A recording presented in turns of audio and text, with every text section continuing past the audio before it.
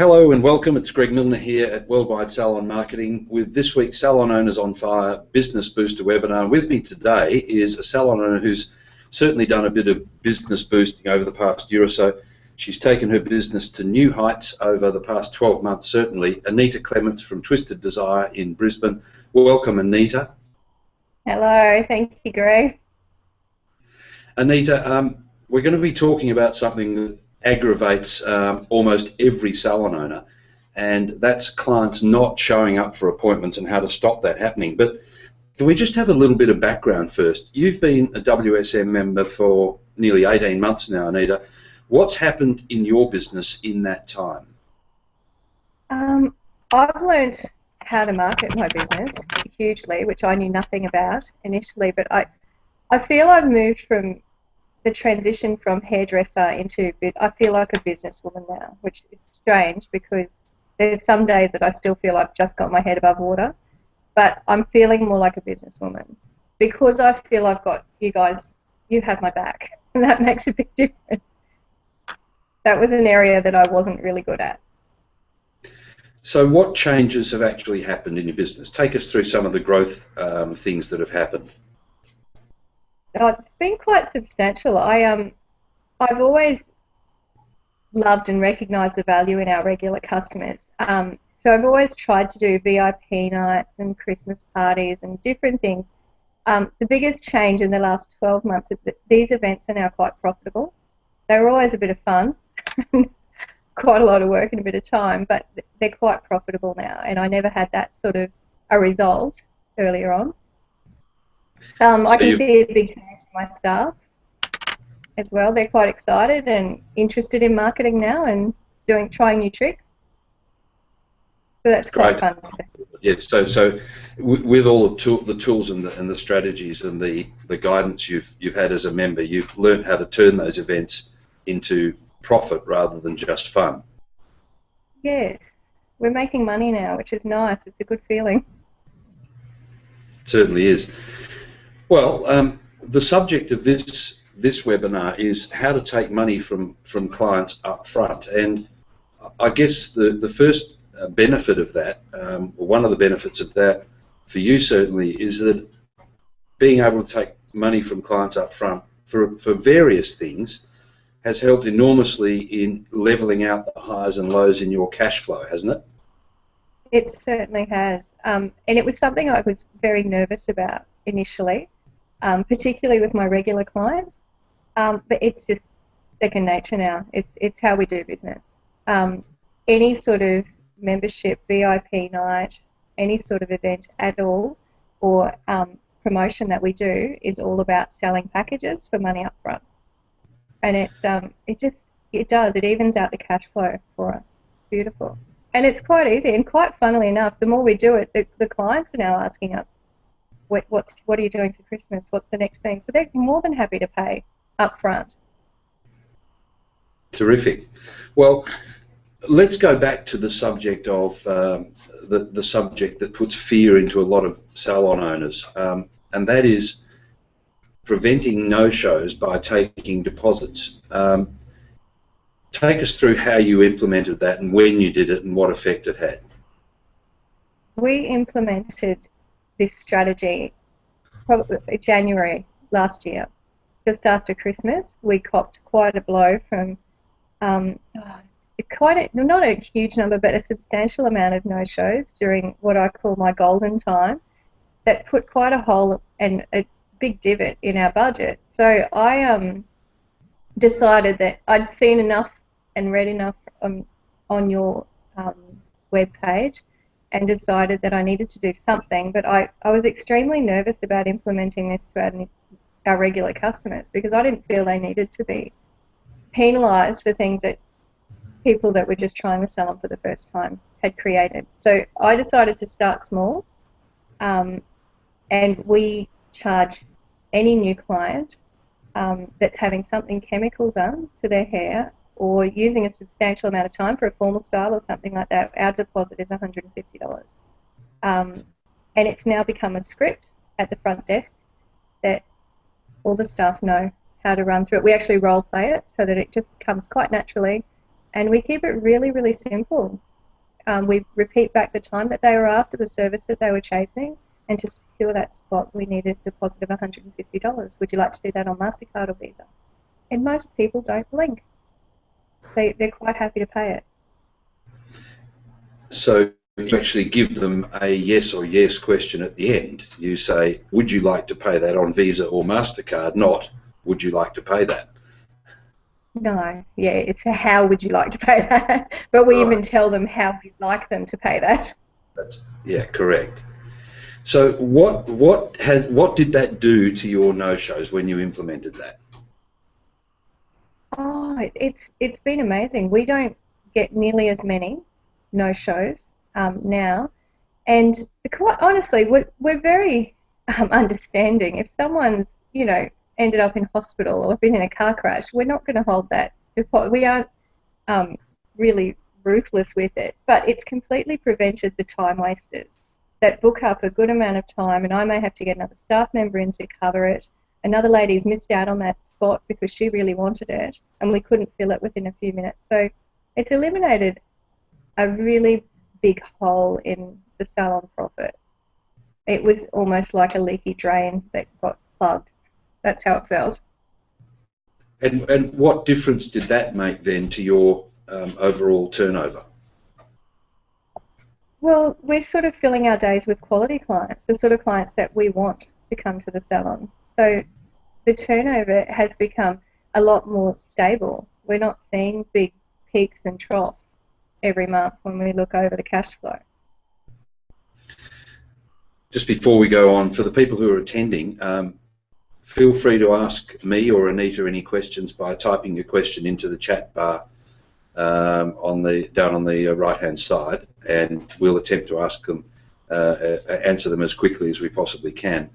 Anita, when you say it was easy to implement taking deposits, what did you do when people objected?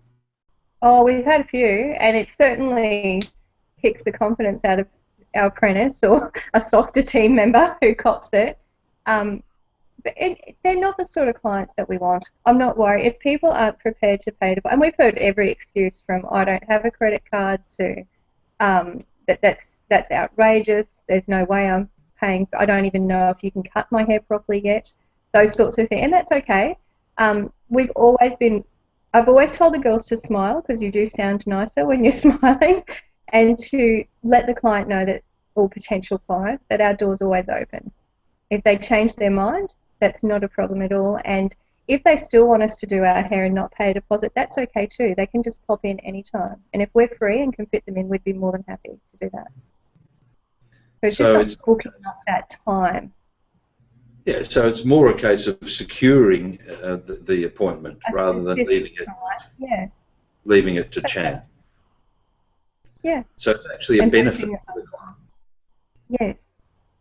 We feel, the way I look at it is, it helps out everybody. It keeps the staff rosters quite smooth because we know exactly who's coming in and who isn't.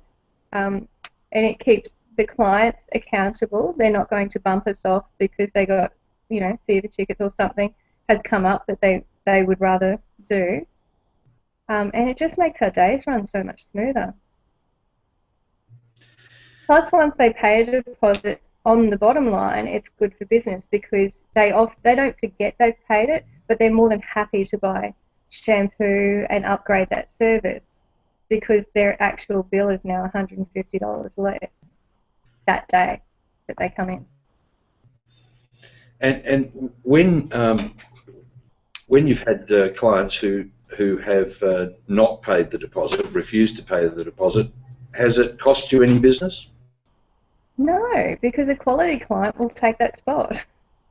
They haven't. No, and that's was my biggest fear.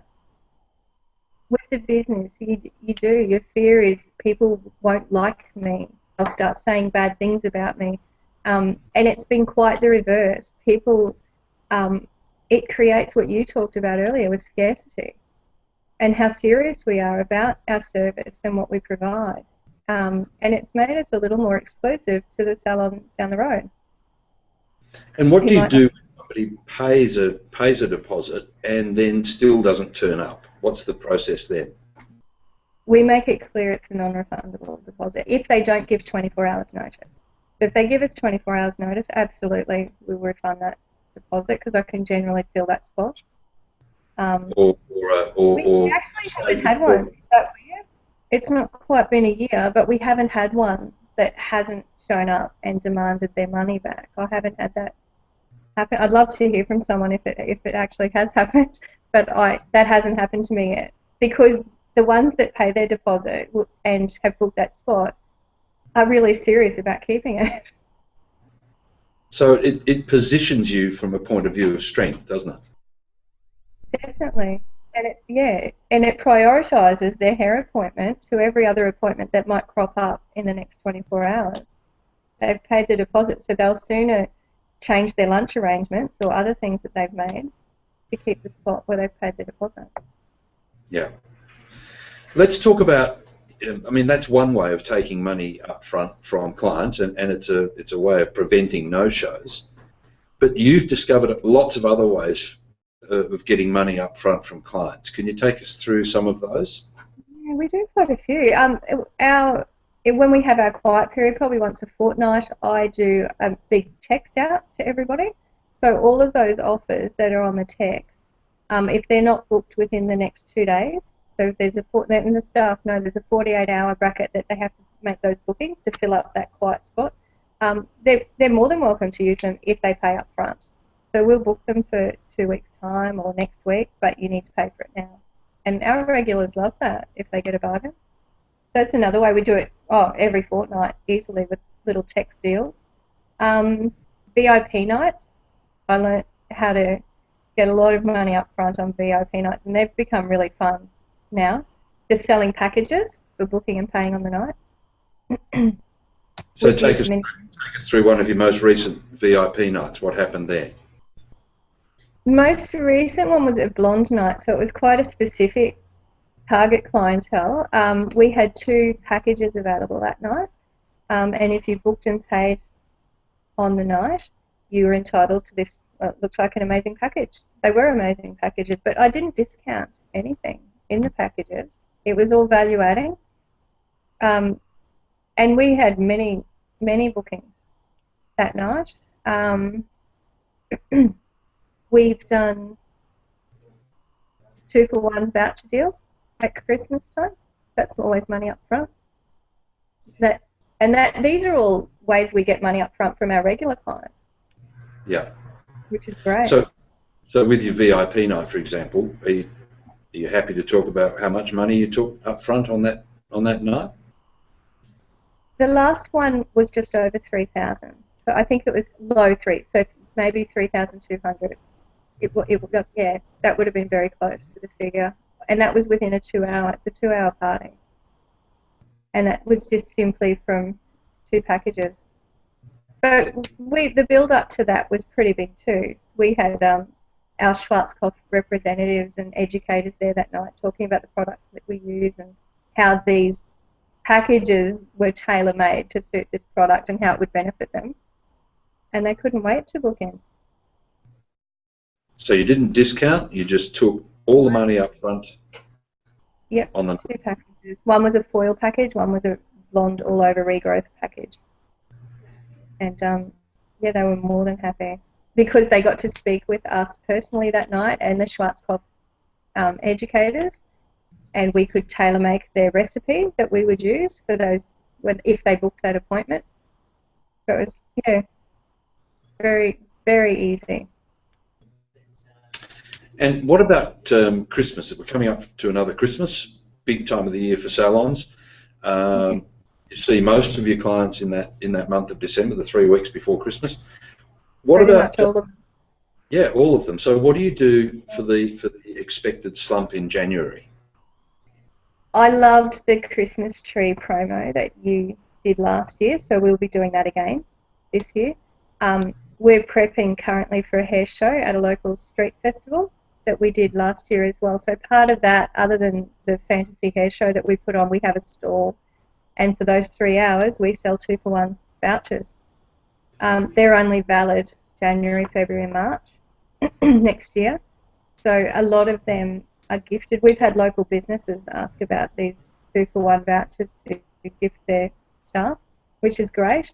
So I'm hoping we'll get quite a few new faces through the door this year with them. So that'll definitely keep it busy. We'll then have a week's rest, and from the 1st of January run our Christmas tree promotion again to catch any that might not have made it to the festival. We've booked a Christmas party also for the 13th of December, and that's a client Christmas party, VIP night. So this is the Christmas tree promotion that you took from the members' website? Yeah, it's really easy. I just copied it exactly last year, and it worked a treat, so I'm not changing anything this year either. I like to keep it simple. Why reinvent the wheel when it worked last year? Yeah. It worked, and it was. Can we just talk generally about, I mean, lots of salon owners fear asking their clients for money up front. Oh, how do you I know that? I did. Yeah, I know.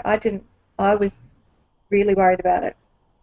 The biggest boost for me was selling mini memberships.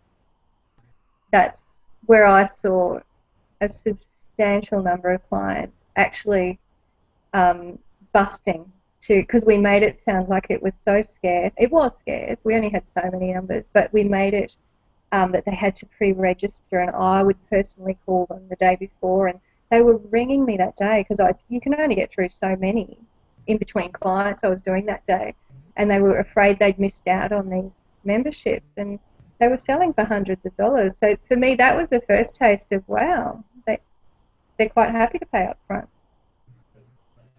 for months worth. How many memberships did you sell, and what revenue did that bring in on that occasion? I can't remember how. I think when I told you it was a ridiculously low number, but I pulled the pin because I thought, I'll have to, budget for that. That's a lot of. We ended up bringing in 9,200. I remember that, but I think it was only something like 11 memberships, which now in hindsight, I could have done a few more. But I'll remember that next year.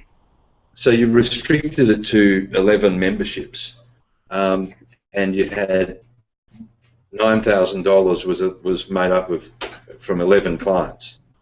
Yeah, I really, really needed new basins, and that covered it. We've got brand new basins in the salon now, and that was the one thing I was a bit angry at my bank because when times were tough, they weren't interested in financing us, and so now that times are good, they're wanting to give me credit cards and offering me, business loans and I don't need them anymore. We just run memberships or have another promo. Perfect. So what you've done is you've worked out that if you need money, you go and ask your clients for it. That's right.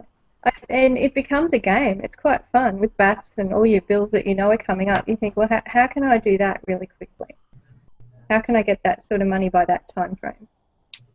And it becomes more of a game rather than, I remember it being such a struggle. Yeah. Folks, for the folks watching, if you've got any questions, please ask them because we haven't got a lot of time left. So type your questions into the bottom of the screen and we'll attempt to answer them as quickly as we can. So what are your plans for next year? Are you going to offer memberships and demand money up front again for that, Anita? I am, because we've already got a number of clients who clearly missed out this year and are asking me if I'll run them early. Will I do a full membership for a full 12 months? These were just mini memberships that were, I think they're only valid 6 months. I think in hindsight my timing was really, really good. And that was completely by default. I hadn't planned it that way, but we sold our memberships on the 1st of August, and we had a lot of clients who had their tax check in at that time. So my advice to anyone out there doing it would be to look at a time where people have a little bit of extra money. That seems to be a good time to ask for money. You'll offer it in a bigger way. I don't know. I'm nervous to. Is that bad? I'm still nervous to do it. I'm thinking about doing a full membership, yes, but if I don't, I will definitely offer many more of them. Right. Okay. And you'll pursue the policy of demanding deposits for new clients? Yes, definitely. There's still areas we can improve on that. You always get a few that slip through the cracks. And when they're haircuts, it's not so bad for a 45-minute appointment slot. But when you're talking 2 hours, it really hurts. And so for salon owners who don't yet have the confidence to take deposits, what do you say to them? Just bite the bullet. Make a commitment to it and implement the policy. And if you're worried like I was, don't penalise your regulars who are really good to you anyway. We have a policy now, it's 2 strikes and you're out. So if they do it regularly, obviously I would implement a deposit for that particular client. But across the board, my clients are really good. I don't have a lot of drama with them. It's the new ones that come on board, and quite honestly, they don't know any different. They think we've always done this. Now, you don't work on the tools nearly as much as you used to. No, I've cut back considerably now. It's a nice feeling. I do miss it occasionally though. I like my clients, so I'm in the process of finding a happy balance. All right. But when you were working on the tools, it was very hard to market the business effectively. How did it come about that you suddenly took yourself off the tools? It was forced, absolutely forced. I ended up in hospital before I realised quite how stressed I was. And when you love your job, it doesn't always feel like you're stressed quite as much, but I ended up with a horrible virus, and sickness pulled me off the tools initially. And then I had more time to focus on marketing and to look at all the little areas of the business because I couldn't physically be on my feet. So I'd sit with my laptop in bed, and the business started growing. Whereas my fear was without me on the floor, profits would start dwindling. But I found I was more powerful off the floor. So your business actually grew because you got sick? Definitely, yes. It's a pretty I got more time to look at it in a different way. So, but I wouldn't. It's a pity you had to get sick to figure that out. It's a shame. And it's something I'd always heard about and something I'd always wanted to take. I was only aiming small. One day off the floor would have been nice. But to be told you can't work for up to 2 months, I knew I had to do something. So for me, it was working on the other end. And it all turned out brilliantly. So your business is going from strength to strength. And part of that, no doubt, is that you've got some more strength, personal strength and mental strength, to position yourself from a good position of strength, so that your clients don't make you dance around them. It's the other way around. Yeah, it's been quite a turnaround because, yeah, I was so happy to please everybody or take on anybody who had hair on their head. And now I can be quite selective. And I allow our clients, I want them to have very high expectations from us because we pride ourselves on our service and what we do. But I now have very high expectations from my clients too, and the type of client that we want to attract. Excellent. Well, there are nobody's asking any questions, Anita, so I'd like to thank you very much and wish you well and onwards and upwards. And if anyone wants the kind of tools and strategies that Anita has enjoyed and built her business on, simply go to mysocialsalon.com and fill in the form and we'll be in touch. But thank you very much, Anita, and for giving us the time this morning. Pleasure. Thanks, Greg. Terrific.